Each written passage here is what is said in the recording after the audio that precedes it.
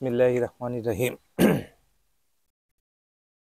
আজকে পবিত্র মাহে রমজান 2025 এর দ্বিতীয় দিন। পবিত্র রমজানকে তিনটি ভাগে ভাগ করা হয়েছে: রহমত, মাগফিরাত, নাজাত।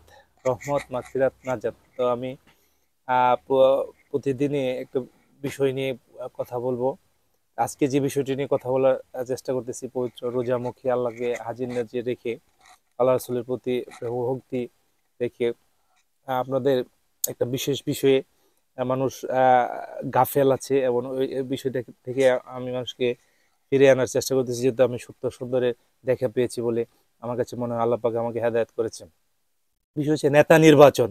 নেতা নির্বাচনে ভয়াবহতার কারণে আমরা কিন্তু দেখেছি গত 16 বছর বাংলাদেশের পরিপ্রেক্ষিতে কি ভয়াবহ অবস্থা চলেছে, এবং শত শত মানুষের জীবন গিয়েছে, শত শত পুলিশের জীবন নির্মমভাবে মানুষ হত্যা করেছে, কেউ একদলকে হত্যা করেছে।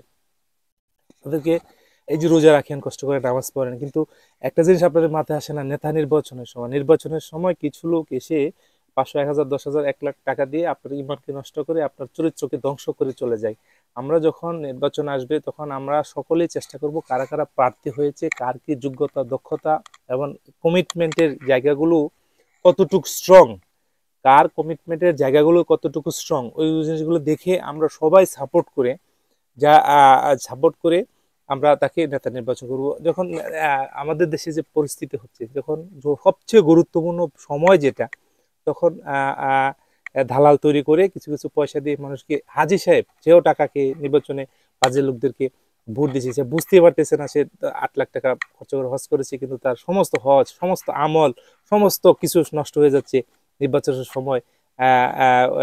অবৈধ অর্থ খেয়ে আপনি নির্বাচনের সময় কি করবেন? নেতা নির্বাচনের ক্ষেত্রে আপনাকে আপনার মানুষ একটা বুদ্ধি প্রতিবন্ধী অবস্থার মধ্যে আছে, লক্ষ লক্ষ কোটি কোটি মানুষ সেই অবস্থার মধ্যে আছে।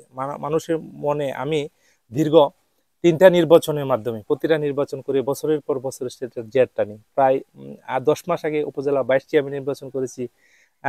এখনো কালকেও 15,000 টাকা ঋণ শোধ করলাম। মানে এই যে, এখন আপনাকে নির্বাচনের সময় আপনি কি করবেন? আপনি দক্ষ, যোগ্য, অভিজ্ঞ প্রার্থী খোঁজ করবেন, এবং আপনি কোনো ক্রমে যে প্রার্থী, সে তো আপনাকে খাওয়ানো দূরে থাক, আপনি কিভাবে প্রার্থীকে খাওয়াবেন?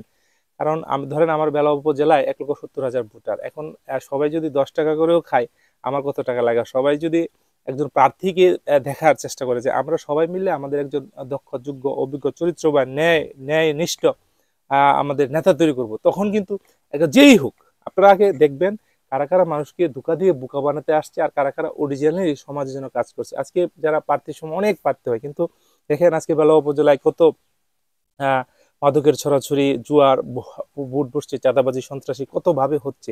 সবচেয়ে বড় কথা, মাদকের ভয়াবহতা, চুরি, ছিনতাই প্রতিরোধ হচ্ছে, কিন্তু আমাদের নেতৃত্বের জায়গাগুলো বুটের আশায় ওই কথাগুলো বলে না। এমন কেউ যদি আসে যে না, কোনো ভোটের রাজনীতি করলে আপনি ভালো নেতা হতে পারবেন না, ভোটের রাজনীতি যারা বলে ওটা আপনি অন্যায়ের বিরুদ্ধে কথা বলে আমার ভোট আসবে না, ভোটের রাজনীতি না, প্রকৃত জনগণতান্ত্রিক রাজনীতি, জনস্বার্থের রাজনীতি যেটা, সেটার জন্য আজকে রোজামুখে প্রতিজ্ঞা করি, আল্লাহর কসম, আমার রাসূলের কসম, ইজ্জতের কসম, যে কোনো বাজে লোককে, কোনো বাজে লোককে আমরা নেতা বানাবো না, কোনো বাজে লোককে প্রমোট করবো না, বাজে লোকের পিছনে যাব না, ভালো লোককে সমর্থন করে, ভালো মানুষকে সমর্থন করে, এটাই হোক আজকে রোজার।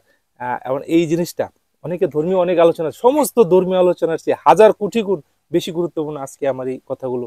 আপনি অবশ্যই একজন মানুষ হয়ে থাকলে, মুসলমান হয়ে থাকলে, ইমানদার হয়ে থাকলে, আপনার মধ্যে রাসূলের প্রেমিক, রাসূলের প্রেম যদি আপনার মধ্যে থাকে, তাহলে অবশ্যই আজকের এই লাইভটি শেয়ার করবেন এবং সত্য সুন্দর প্রচারে এগিয়ে আসবেন, সে আশাবাদ ব্যক্ত করতেছি। মহান আল্লাহ পাকের কাছে আজকে রোজার উসিলায় তামাম দুনিয়া সবাই ক্ষমার মধ্যে আসুক। আমি একটা তাসাউফ চর্চা করি, সুফিবাদ চর্চা করি, সুফিবাদে ডেপনেস বোঝার চেষ্টা, মানুষ বুঝুক। সেই একজন সুফি হিসেবে, সুফি হিসেবে আমি যেভাবে মানুষকে হেদায়েতের পথে জীবন ভর চেষ্টা করে যাচ্ছি, সেই চেষ্টাটা যাতে আমি ধরে রাখতে পারি, সে আশাবাদ ব্যক্ত করছি। ওমা আলাইনা ইল্লাল বালা।